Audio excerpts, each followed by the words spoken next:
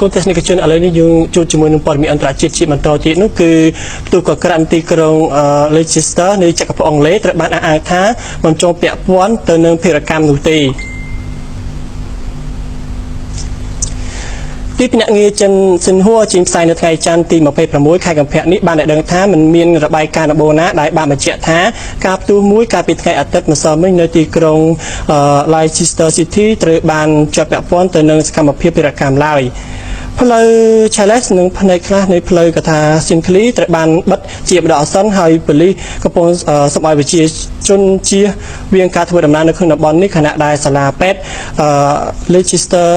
NHS Trust បានបង្ហោះថាអ្នករងរបួស4នាក់ដែលត្រូវបានគេបញ្ជូនទៅមន្ទីរពេទ្យ Leicester Royal Infirmary ពីកន្លែងកាត់ហេតុហើយកំពុងសន្តិដ្ឋនៅក្នុងស្ថានភាពធ្ងន់ធ្ងរ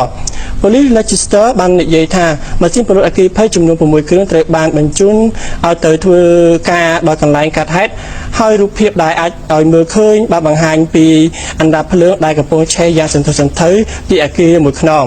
គូបញ្ជាក់ថាហេតុការណ៍ដែលត្រូវបានកាត់ឡើងនៅវេលាម៉ោងប្រមាណជា7 ល្ងាចថ្ងៃអាទិត្យនឹងត្រូវបានថារាយការណ៍ដោយក្រមប្រជាពលរដ្ឋក្នុងស្រុកថា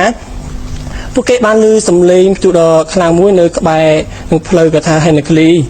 បើតាមប្រភពព័ត៌មានចុងក្រោយបានដឹងថានៅក្នុងហេតុការណ៍នេះបណ្ដាលឲ្យមនុស្ស4នាក់ស្លាប់និង4នាក់ទៀតរងរបួស